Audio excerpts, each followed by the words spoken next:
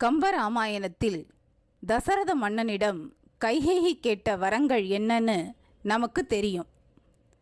ராமன் கிட்ட வாலி கேட்ட வரங்கள் என்னன்னு தெரியுமா?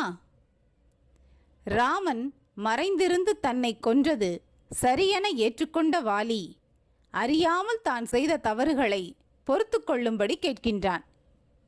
பின்னர் ராமனிடத்தில், நாய் போன்று நான் கூறிய பழிச்சொற்களை மனதில் வைத்து கொள்ளாதே, வேண்டியவருக்கு வேண்டிய வரங்கள் தரும் வள்ளலே, எனக்கு 2 வரங்கள் தர வேண்டும் என கேட்கின்றான்.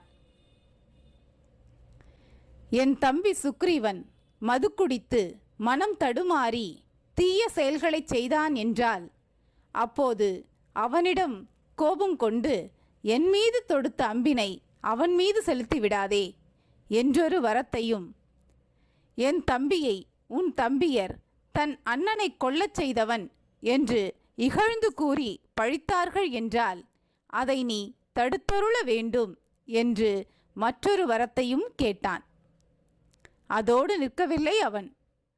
ராமனிடத்தில், நீ சுக்ரீவனுடைய குறைகளை தீர்ப்பதாக உறுதி கொடுத்திருக்கிறாய் என்றும் நினைவூட்டினான்.